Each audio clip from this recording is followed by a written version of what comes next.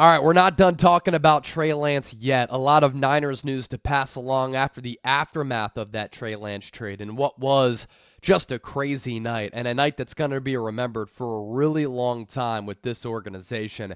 You're watching the San Francisco 49ers Report. I'm Chase Sr. Appreciate all of you for being here with us. Hope all of you out there are having a fantastic Saturday, and thanks to everybody who tuned in to our live coverage after the Lance trade to the Dallas Cowboys, as well as those of you who hung out for our watch party. It's always a blast hanging out with the faithful. If you want to support the show, hit that subscribe button. We're closing in on 84,000 subscribers, and show some love by hitting that thumbs up icon and liking the video. So, look, I've been talking about a Trey Lance trade for months. And a lot of you on this channel called me crazy. You said it wasn't going to happen. You said that this was a bunch of clickbait. But look, I know the business of the NFL. I have a good grasp of it. I do a solid job, in my opinion, of reading the tea leaves and dissecting the messaging as well as the actions of NFL teams and then translating that into what it might actually mean. And that's not me coming across as arrogant or cocky. It's just literally my job to do this. And I think that I have good foresight when it comes to this stuff. And when San Francisco brought in Sam Darnold, that was the first kind of head-scratching moment, because you think about when they signed Darnold.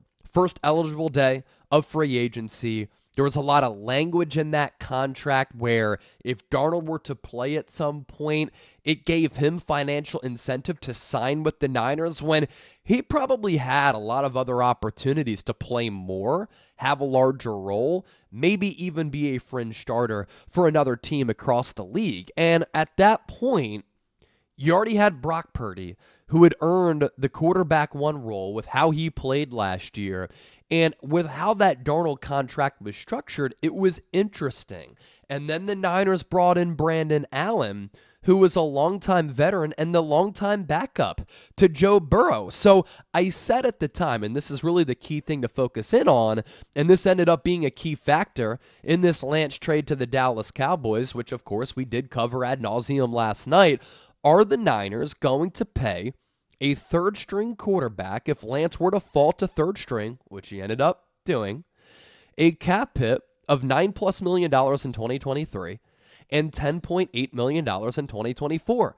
It never really made sense to me from a football roster construction financial standpoint if Lance was QB3 to have him on this team.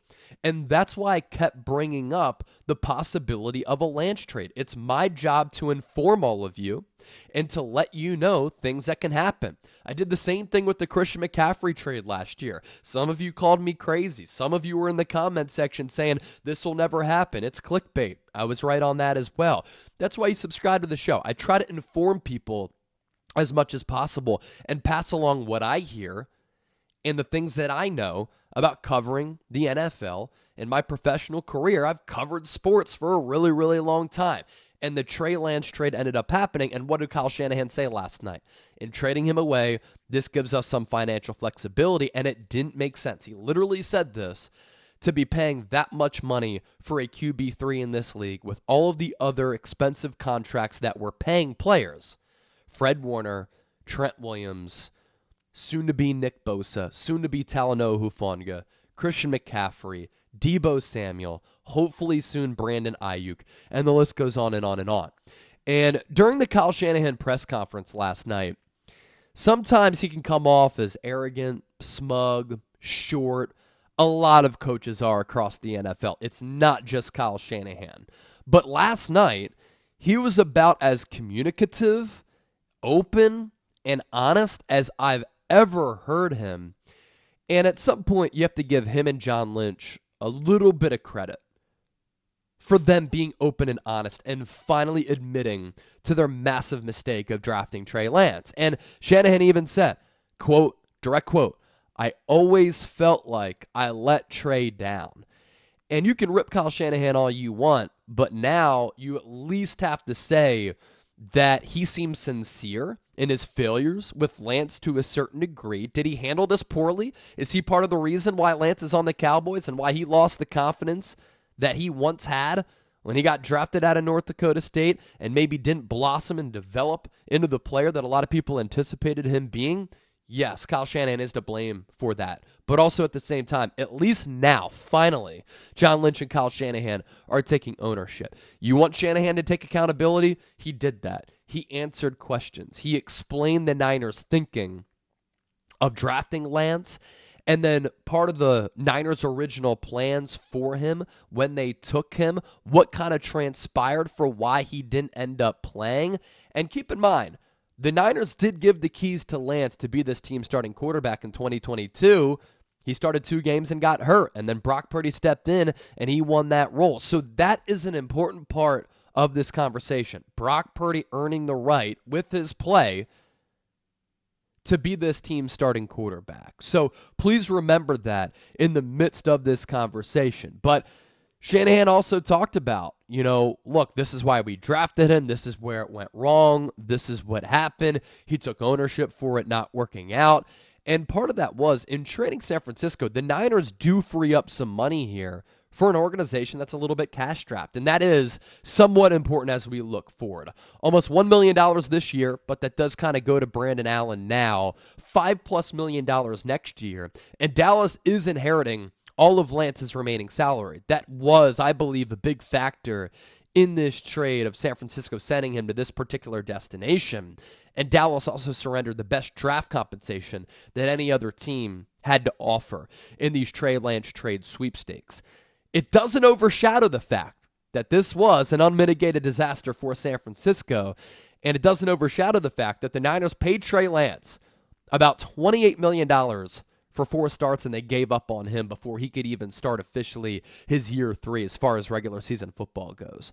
More Trey Lance contract details here.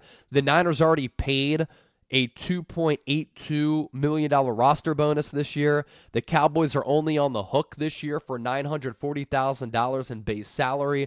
Lance's $5.31 million for 2024 is fully guaranteed, and Dallas will pay that. As for other teams who showed interest in Trey Lance, Diana Rossini, who's now with The Athletic, formerly of ESPN, said that the Niners spoke to multiple teams over the last few days about a Trey Lance trade. Originally, the organization was focused on getting a deal done with only teams in the AFC. That kind of goes to show you they have a little bit of fear that he could go somewhere and end up being a really good player, and then that'll look bad in the faces of San Francisco. As for some of those other teams, Buffalo Bills, Baltimore Ravens, according to Rossini, the 2 teams that had conversations with San Francisco about a possible trade for Lance in the NFC. The Detroit Lions also showed interest. Most of the early discussions about a trade involved a 6th-rounder that could get to a 5th. In the end, it was the Cowboys offering the best deal. What's also interesting about this Lance trade here, according to Adam Schefter, as we're about to talk about, he did demand a trade, but Trey Lance is going to a very similar situation where the quarterback situation in Dallas is even more set in stone with Dak Prescott as their QB1, and Lance wanted to go somewhere where he could be QB2, but is he going to be QB2 ahead of Cooper Rush, who stepped in for Dak Prescott last year and went undefeated during that stretch when Dak was out? Trey Lance is going to a very similar situation that he was in San Francisco, where he was the QB3. He's going to be the QB3 once again, I believe, with the Dallas Cowboys. So that's interesting. I just think with Lance, he wanted to get out of San Francisco. He wanted a new lease on his football life. He wanted a fresh restart, and he's able to get that with Dallas here. And maybe if Dak Prescott doesn't pan out, he might have a better opportunity to play at some point down the road, but not immediately. He's still only 23 years old, so still in the early portion of his career. Now, did Lance demand a trade? Kyle Shanahan did say this, quote, he told us that he would like another opportunity to go somewhere where he had a chance to be the number 2. To end up getting the 4th was a little bit better than we anticipated. So that's what Kyle Shanahan said. And then Adam Schefter said this. This is all part of the new Lance updates that are coming out in the aftermath of the trade. Schefter, quote, Trey Lance requested to be traded Wednesday. The 49ers discussed a potential deal with some teams on Thursday, and then the Cowboys stepped up and separated themselves by offering a 4th-round pick on Friday. Lance is now a Cowboy. So after San Francisco named Sam Darnold as QB2, Lance requested a trade, and San Francisco said, we didn't expect that news of Darnold being the backup to Purdy to get out there. Clearly, Lance and his agent leaked it to put some pressure on San Francisco here for them to deal him somewhere else, for him to get this fresh start and start anew. At the end of the day, full picture, this is what this Trey Lance trade means for the San Francisco 49ers moving forward. It's obviously a massive swing and a miss for the Niners. Anytime you trade 3 first-round picks to move up in the draft for a guy who you paid almost $28 million to, who gave you 4 starts, that's a mess. The 49ers also clearly missed in their draft evaluation of Lance. They thought he'd be a better player, a better prospect, that he'd be ready faster, and he wasn't. They didn't get the player that they thought they were getting when they went to his pro day at North Dakota State. And also as part of this, although that's a bad job by San Francisco considering Lance was 20 years old when they drafted him, that also has to be calculated as a misfire for San Francisco here. This is a type of hiccup that can set a franchise back. Although that is the case, the Niners have made it to 3 NFC Championship games over the last 4 years and have a loaded roster. So that makes this a little bit easier to absorb if you're the Niners. And that's why this isn't an even bigger deal. Without Lance last year and without him playing 2 years ago, they still made it to the NFC Championship game. Now, this is what it comes down to, too. If Trey Lance ends up being a good quarterback for an arch rival in the Dallas Cowboys, and these two organizations have a bunch of playoff history against one another, especially the last 2 years when they've met in a couple of really physical, hard-fought games that have come down to the wire, and Brock Purdy flounders for the Niners, San Francisco's going to have egg on their face. And they're once again going to be looking for a franchise quarterback, and that right there is an unmitigated disaster for this organization. Now, if Brock Purdy plays well, like he did last year, and continues that momentum and continues that growth, and the Niners are once again a team that makes it to an NFC title game, if they make it or win a Super Bowl and Purdy ends up being the franchise guy and the real deal, as Kyle Shanahan said, this Lance trade and the drafting of him kind of becomes an afterthought, because even though the Niners took him at number 3 and moved 3 picks in order to draft Lance, and they paid him $28 million to start just 4 games, if Purdy ends up being the guy, then they have their franchise guy, and Trey Lance wasn't going to play anyway. I also think here that San Francisco does deserve a little bit of credit for drafting Brock Purdy in the 7th round. Yes, he did fall into their lap, but San Francisco was still right in their evaluation of Purdy, especially if he ends up being their franchise guy, just like the Patriots deserve credit for taking Tom Brady in the 6th round. San Francisco deserves a little bit of credit here for taking Brock Purdy as well. Either way, this does go down as a dubious trade and probably the worst trade in the history of the San Francisco 49ers, considering what they gave up and what they got as far as production for Lance, the money that he cost them, their lack of patience with him, and then giving up on him, a young quarterback only 23 years old, before the start officially of his 3rd season in the NFL. At least now, though, at the end of the day, San Francisco has taken a little bit of accountability for the miss. John Lynch said this last night, really hard day, such a wonderful young man. We took a shot. It didn't work out. We own that. We take accountability for it. But I think as I think you guys do. His story is still very much unwritten. I'm very excited for Trey. Dallas stepped up and really wanted him. They came after him, and I think it's going to be a great landing spot for him. I can tell everybody it wasn't for lack of effort on Trey's part or on our part that it didn't work. Circumstances took hold, and he struggled through injuries, and this team's ready to win. We like our quarterback room. We like Brock Purdy a lot. We like Sam Darnold. We like Brandon Allen. So we wish Trey all the best in Dallas. Will also care about that young man and admire his work ethic and the person that he is. If Brock Purdy ends up getting hurt and Sam Darnold sucks, you could have had Trey Lance.